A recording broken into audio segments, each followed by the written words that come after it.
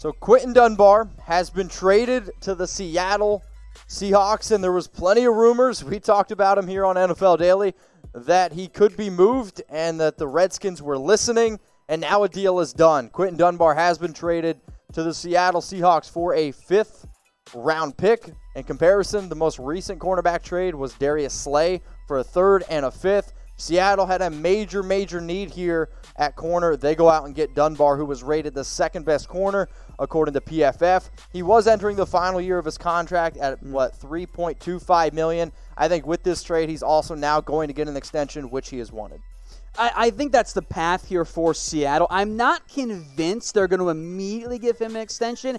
They might try to wait a little bit longer just with where they're currently at in terms of their contract situation. But Dunbar's a good corner. Yeah. I like this move a ton for Seattle, and I was going through I was updating all my draft notes there and team needs notes the other night because I was super behind in free agency. And corner was still one of the top needs for Seattle. They hadn't been able to address it yet. I love it when teams give up mid to late round picks for a corner or for a defense player, or really for anybody, because you are not going to get a Quinton Dunbar caliber player in year one. There's little to no chance of that actually happening. Now in Seattle, you had Shaquille Griffin, who maybe isn't a dynamic number 1, but I think he can handle that role enough. Dunbar comes in as now a really good number 2 option. Yeah, I think you still got to figure out the rest of your depth there beyond Ugo Amadi. You got some free agents. I don't love Jamar Taylor as an option. So for Seattle, to give up only a 5th-round pick, now you don't have to go corner in round 1. You should still take one early since Dunbar only has 1 year left on his contract. But for the Seattle Seahawks, I love this deal. I think they are a clear-cut winner of this trade. So who won the trade? Seahawks or Redskins? Type S for Seahawks, or you can type your R for Redskins. Let's go now to Antonio Brown because, there's some news, not real news around AB. We know that he wants to play in the NFL again, and the rumors are that he wants to play with Tom Brady again.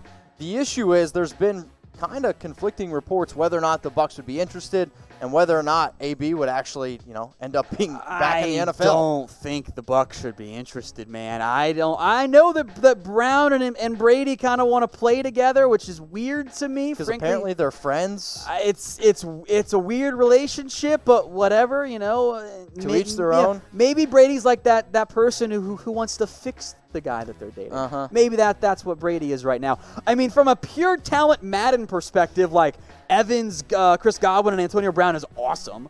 But from a chemistry perspective, would not be good. So this is what Antonio Brown had to say on Tom Brady. It's not about me. It's about him. I'm just excited for him and his new team, new opportunity to see how well he can do. I know his leadership, his on-the-field play is second to none. So it's all about Tom, man. I'm grateful for him. Second part of the quote, we both have our own situations. I'm just trying to do everything I can do to get stuff out of the way so I can get back on the field. I'm just excited for TB. He's got a great opportunity. He's one of my close friends. And we know that Antonio Brown played with New England this past year, and he had that one game against the Dolphins, 4 catches, 56 yards, and a touchdown, and it looked nice, right? So I think it's the fact that they have stayed in contact, and even though AB's kind of gone off the wall, I see FABs in the Brady has been in contact with Antonio Brown, and then we did see that one game, that one sample size where it did work, so I guarantee you we are still going to have these NFL rumors. We're going to keep you guys as up-to-date as possible. So will AB ever play in the NFL again? Y for yes, N for no, or FAB? Well, FAB is always an acceptable answer. I think there's a chance that someone picks him up. But the way that he went down in both Las Vegas and the Patriots, it's one thing like... And the Steelers. if in the Steelers, too, if you don't get along with one organization, a team will give you another chance. He went through 3 of them in less than a calendar year. Yeah, it was quick how fast those bridges were burnt. And other organizations talk to each other. Yeah. And I don't know if they want to touch Antonio Brown now with a 10-foot pole. He threw away $60 million in 11 days. Yeah. That's really, really tough to do. And I knew a lot of Raider fans, they bought Antonio Brown jerseys, and, you might need a new one. And if you're one of those people, go to chatsports.com/jersey deal. If you just need a new NFL jersey, we have these unbelievable deals. Normally, these bad boys are around $100. Now, we have found a few that are under 80, so if you want to go take advantage of this price drop, you got to go to chatsports.com/jersey deal. If you can't remember that link, we'll put it in the description. I already see the Chat Sports team. They're putting it in the comments section below. So all you got to do is just click on that, go get your favorite player, go get your favorite team, take advantage of these deals before they go. It's chatsports.com/jersey deal. News around the NFL draft, and is it not going to be in Vegas? This is pretty disappointing. It's not going to happen. Now, we already knew the public draft events in Vegas had been canceled, and I was a little surprised the reaction that people have had for seeing this LA Times article. My response was, well, duh, guys. What'd you expect? If they're not going to do the public draft events, and they already mentioned how they were going to end up doing a whole bunch of video stuff, it wasn't going to be in Vegas, period. So this isn't like a surprise to me. I was very surprised that the reaction to it, it sucks, but it's not going to be in Vegas. They're going to have to do it remote. That's the reality of the world we're living in right now. I think you almost have to have it in Vegas, though, sooner or later. All right, so how about this, Tom? We're going to look at the future NFL draft destinations. Mm-hmm. And they are Cleveland, TBD is in 2022, and then Kansas City in 2023. I mean, if 2022 is still... There was buzz it was going to go to Green Bay, and that kind of fizzled out. That was, said that's not the case. So if things get back to normal in the near future, you could slot in 2022 for Vegas. Because Cleveland's already planning stuff. They can't pull it from Cleveland and push back a year. But with 2022 wide open, you could see it go to Vegas that season. Totally agree. Or I guess that offseason, I should say. And if that does happen, we'll be giving it to you very, very first here. If you're not already subscribed to the channel, don't miss anything this offseason, next offseason, heck, the 2022 offseason. Chat Sports, the big C, it's not going to slow us down. Click subscribe. Turn on your notifications, youtube.com/chatsportstv. Some breaking news on the Dallas Cowboys. I'm Tom Downey. That is Mitchell Renz. Frederick has retired from the Dallas Cowboys, and I am outright stunned, Mitchell. And before you guys start in the comment section, no, this is not fake news. This is real, as we'll dive into in a second. Frederick himself started this. Yeah, I mean, we literally heard Tom drop an F-bomb, and I want everyone right now to type Tom in the comments section because I dropped an F-bomb. That's how stunned Tom was when he heard that Frederick retires. Now, this becomes a major need, I think, for this Cowboys team to address either in the draft or do you think maybe they could go out and find somebody in free agency? Well, I don't think free agency is a great option here for the Cowboys just because there aren't very many startable centers out there. I haven't really dove too far into the list, but it's not a great grouping. As things sit right now, the Cowboys do have some options on the interior of that offensive line. Joe Looney was the one who started when Travis Fredrick in 2018 was diagnosed with Guillain-Barré syndrome. Near the end of his career, came back, did a fantastic job, but Looney is not Fredrick. And I think in reality, you're not going to find a Travis Fredrick, which is a huge blow because he was one of the best centers in the NFL. What's your one-word reaction to Travis Fredrick's retirement? And you can't say what you said earlier. Yeah, if you were watching NFL Daily, I just dropped an F-bomb when I looked down at my phone and got the alert on it, or my watch because I get alerts on it now. The F-bomb was what I had. If your word is the F-bomb, just say Tom, because that's what we say. Fine. Tom. I mean, I think stunned is up there. And before I even said that, the Toms come in. I think upset is another one, and disappointed. And obviously, I get it for Frederick. He's doing what's in the right interest for his own long-term career. I have a tough time faulting players for retired. Speechless, I just saw that one coming on the Cowboys board. That's a really good one, too. If you want to go WTF, I think that one's fine. Speechless, terrified. How about concerned? I mean, the offensive line is a spot this Cowboys team had invested in significantly. Now, I haven't taken the time to dive in yet into what the contract situation is going to look like for Frederick, but I know for a fact he was going to count $11 million, and most of that had already been paid out in future guarantees. I don't think the Cowboys are going to come after Frederick's guaranteed money. Historically, that's not what they've done. They could have done it with Romo. They could have done it with Whit. They didn't really go that path. So I think there's a pretty good chance that Frederick's cap hit still counts on your roster. Now, you still got plenty of money, but we were talking about how the Cowboys needed to find more defensive help there. Well, now center is up there. I'm scrolling through some of the available free agent list, and it's just not great on the interior of the offensive line. So in reality, I think draft is maybe a route you're going to end up going here for the Cowboys. I mean, you got some guards in there.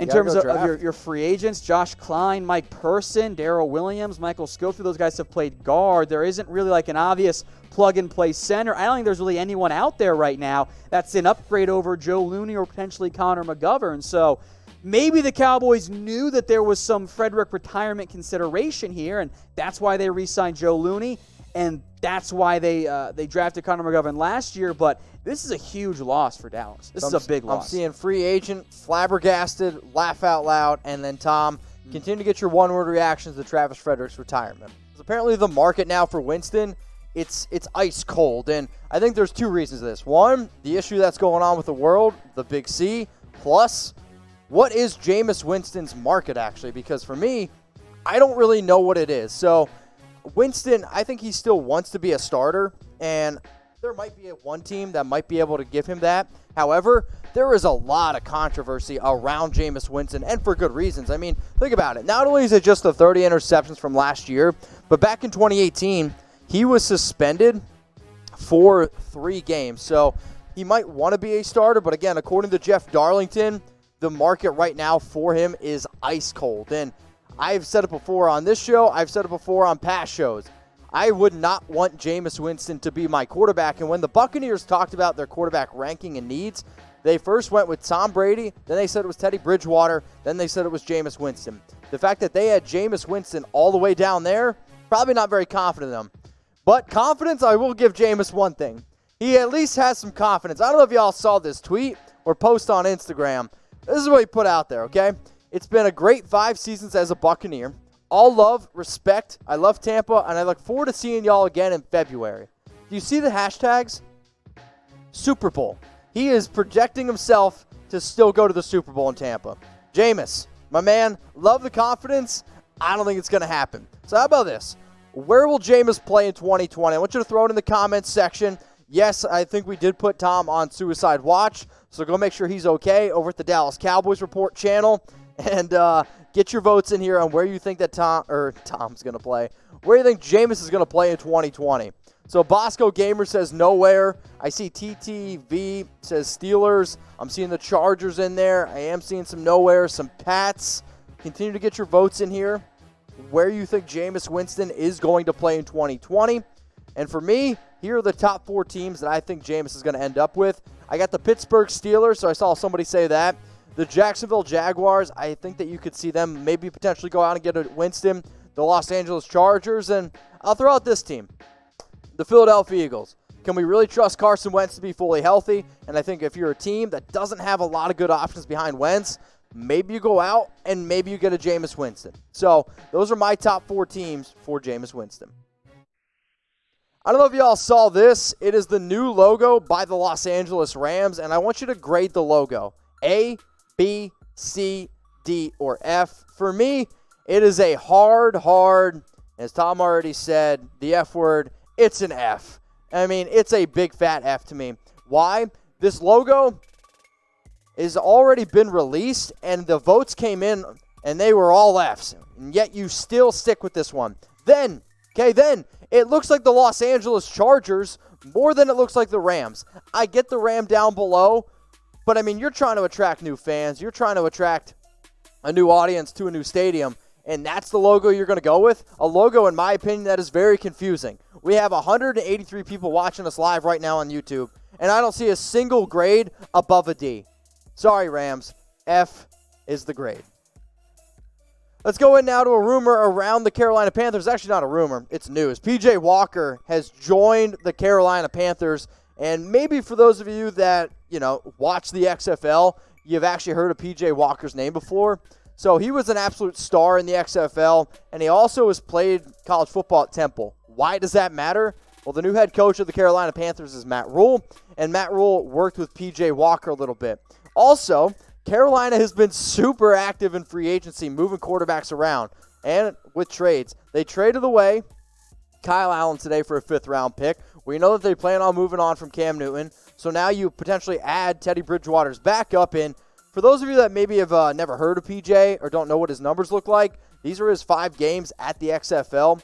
So you got that 64.7% completion percentage, 15 touchdowns, 4 interceptions. And I'll say this, if you actually watch the games, in my opinion, he was by far the best player on the field every single time he took the field. So good job for P.J. Walker. Shout out to him. I'm excited that he's now back in the NFL.